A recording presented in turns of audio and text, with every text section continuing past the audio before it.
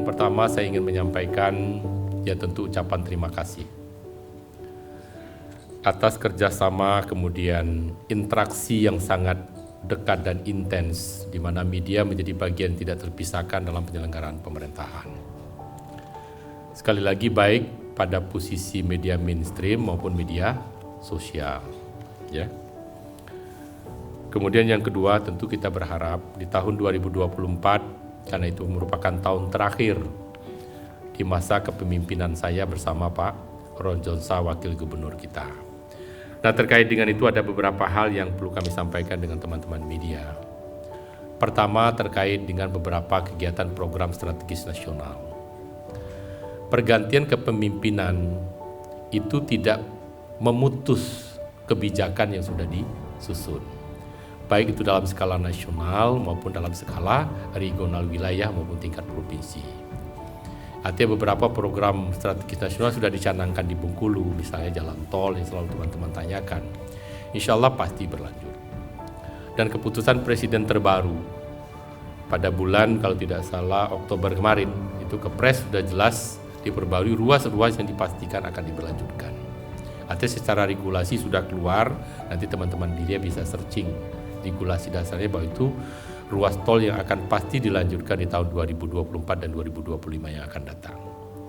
Teman-teman bisa lihat sekarang bahwa di ruas tol Kota Bengkulu Taba Penanjung di sisi kiri kanan itu sedang dibangun rest area. Dengan investasi juga saya kira mungkin mencapai ratusan miliar juga. Artinya cara berpikir secara ekonomi sekalian tidak mungkin orang mengembangkan rest area yang sedemikian terencana luas dan besar kalau tol itu hanya satu ruas dari Taba Penanjung dan Kota Bengkulu itu dihentikan. Artinya apa sekalian? Perhitungan secara menyeluruh ruas tol itu pasti akan dilanjutkan. Karena tidak mungkin sekali investor dalam apalagi BUMN besar kalau belum ada kepastian sekali lagi untuk melanjutkan ruas berikutnya, tidak mungkin orang membangun rest area yang sebegitu terencana di kawasan itu. Termasuk yang perlu kita support sama-sama dengan teman-teman dari sisi pemberitaan. Ini terkait dengan stagnasi pembangunan pengembangan bandara. Jadi pelabuhan udara yang terintegrasi kemarin sudah set at plan-nya itu sudah sangat jelas mengintegrasikan dengan pelabuhan udara Angkatan Laut. Ya, jadi pangkalan udara Angkatan Laut. Ya, waktu itu sudah kita mulai bicarakan floating karena panjang pantai, garis pantai yang ada pesisir Samudra Hindia itu belum ada pangkalan udaranya untuk pengamanan kawasan pesisir. Nah, maksud saya kebijakan-kebijakan strategis nasional seperti ini harus sama-sama kita dorong secara terus-menerus. Kemudian yang ketiga yang sekarang betul-betul dalam posisi pembahasan akhir terkait dengan PGE, Pak. Karena ini sumber ekonomi Bengkulu masa depan, Pak.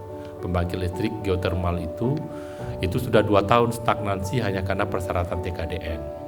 Nah, Kementerian Perindustrian tetap mematok 30% sekian itu harus ya menggunakan komponen dalam negeri. Padahal kalau industri baru dan terbarukan itu sangat sulit untuk memenuhi standar-standar itu. Nah, ini sekarang sedang dibahas. Kami sudah 2-3 kali audiensi dengan Kementerian Perindustrian, dengan Menko Maritim Invest ke SDM, dan terakhir kita berkonsultasi dengan KPK. Artinya terkait dengan ini jangan sampai yang Provinsi Bengkulu tinggal 1 langkah lagi pembangunan pembangkitnya dan PLN sudah sangat siap, namun karena persyaratan TKDN harus minimum 30%, ini menjadi terbukti. Nah, kebijakan satu-satunya tentunya tidak boleh dipatok dengan persentase, tapi kebijakan yang diinginkan itu adalah mengoptimalkan atau memaksimumkan penggunaan TKDN, tapi tidak ditentukan berapa persen khusus ya untuk bidang energi baru dan terbarukan. Ini juga sekali lagi kalau tidak ada dorongan dari teman-teman media, ini juga bagaimana pemerintah untuk mengubah kebijakan besar itu.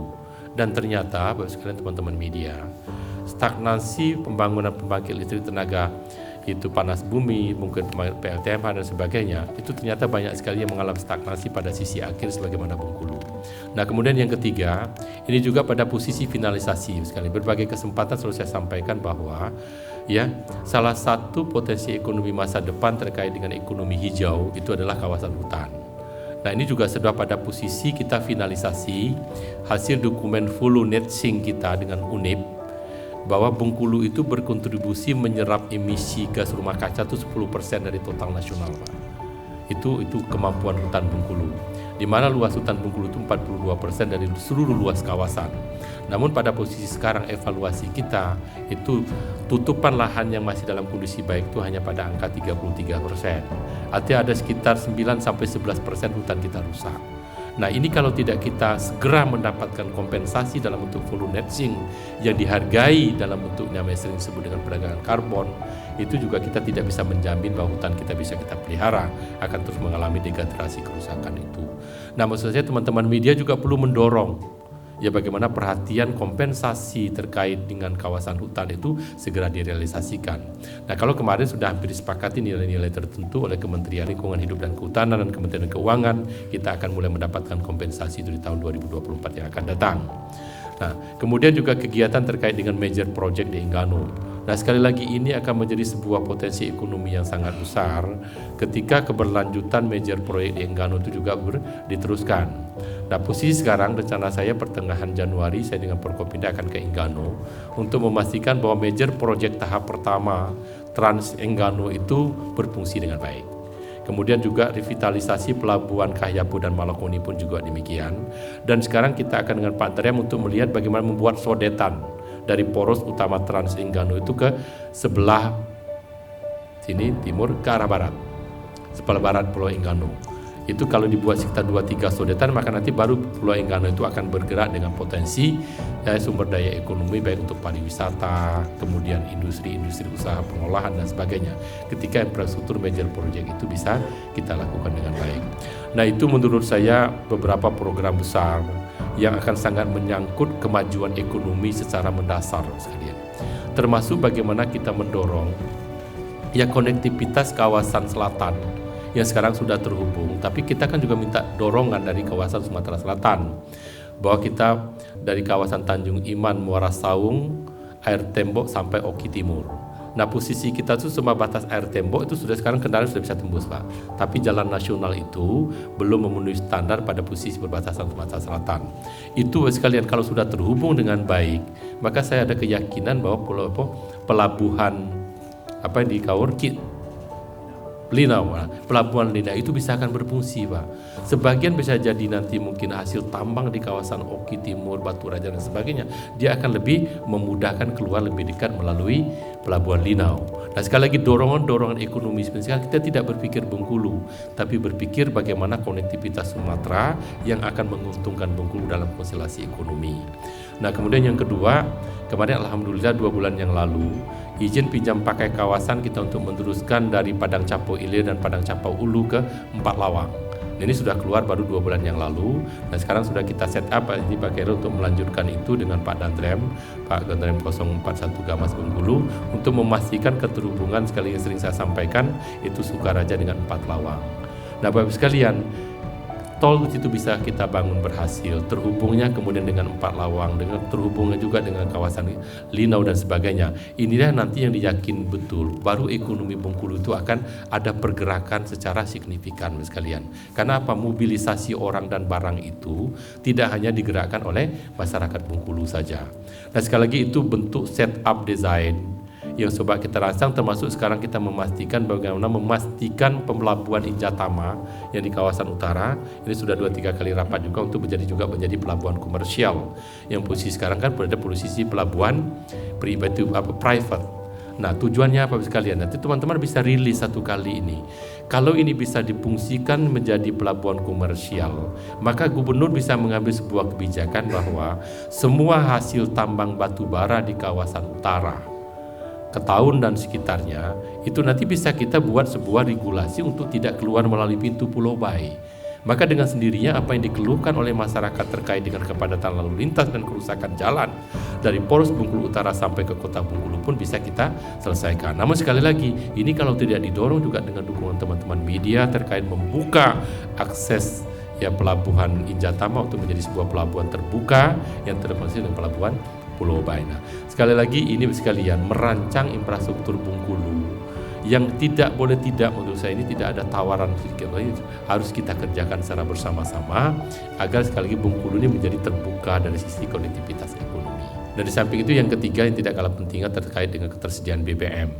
Nah, BBM Bengkulu pun Bapak sekalian ini juga perlu mendapatkan perhatian juga dengan sangat, menurut saya sangat serius dari kita sekalian untuk mengawasi, memastikan bahwa kuota BBM yang diusulkan kepada pihak Pertamina dan Pertamina sudah menyetujui itu dipasok untuk kepentingan masyarakat Bengkulu. Nah, ini bagaimana kita membuka takbir ya, mengawal ini bahwa kuota itu betul-betul sampai ya kepada masyarakat yang berhak menerimanya sekalian. Pasti teman-teman pernah menganalisa Pak, yang namanya BBM solar yang bersubsidi harganya kan 6 ribuan Pak. Yang industri berapa sekarang? 20-an 3 ribu Pak. Jadi memang jauh sekali Pak, jauh sekali. Nah, ini yang membuat sangat rentan. Nah, sekarang teman-teman bisa lakukan penelusuran investigasi sebenarnya. Berapa kuota yang disetujui? Ada datanya. Nah, sekarang kamu catat berapa liter sebenarnya kalau memastikan oleh sekalian dari seluruh itu pom bensin di Bengkulu yang mengeluarkan, itu akan ketahuan Pak sebenarnya sekalian. Nanti kalau sekalian, ya seluruh pom bensin yang ada berapa kamu, kan ada datanya, berapa liter yang kamu keluar. Jangan-jangan memang nggak match data ini sekalian. Kita mendapatkan kuota 10, ternyata di pom bensin misalnya cuma menjual berapa angkanya gitu sekalian. Bukan soal yang ngambil di pom bensin yang pakai tank besar, ya itu nggak terlalu sekalian, nggak terlalu itu efeknya itu. Nah, ini maksud saya minta teman-teman media dengan kita sekalian untuk sama-sama mengawal ini, karena perhitungan kita sekalian dengan teman-teman dari pihak Pertamina, mereka mengatakan Pak Gubernur, kuota yang diajukan itu sudah kami setujui sesuai dengan kondisi jumlah kendaraan dan tingkat aktivitas ekonomi Bengkulu. Tapi kenapa ini selalu antrian panjang sekali dan sangat mengganggu, sangat sulit kita menertibkannya. Nah, kalau teman-teman media bisa melakukan investigasi dari sisi ini, nanti akan ketahuan Pak.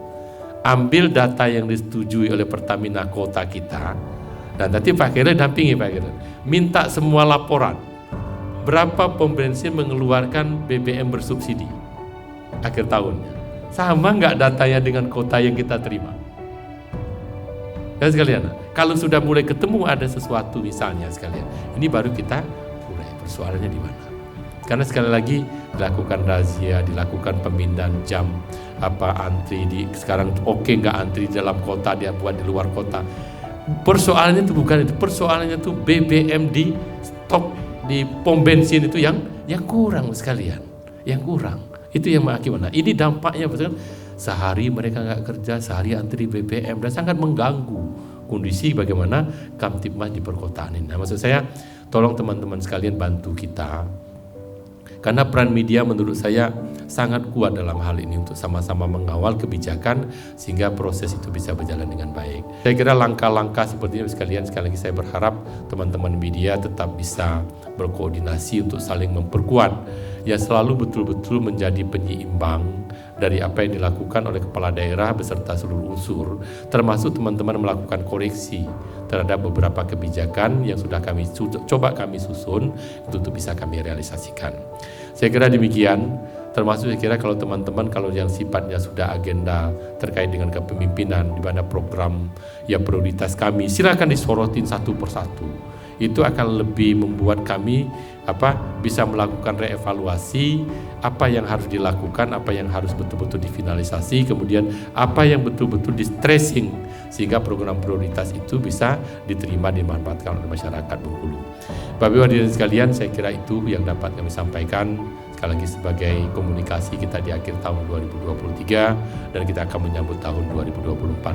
Terima kasih teman-teman media, kami minta maaf kalau dalam 1 tahun ini ya mungkin ada pas momen-momen tertentu, kadang-kadang kalau lagi capek, lagi penat betul kan, ada jawaban yang kurang menyenangkan, kadang-kadang agak kesel, ini saya kira manusiawi saja. Kami sekali lagi minta maaf, mudah-mudahan di tahun 2024 kondisi akan jauh menjadi lebih baik. Kami berada di Balai Raya Semarak Bengkulu, mengucapkan selamat tinggal tahun 2023. Selamat tinggal.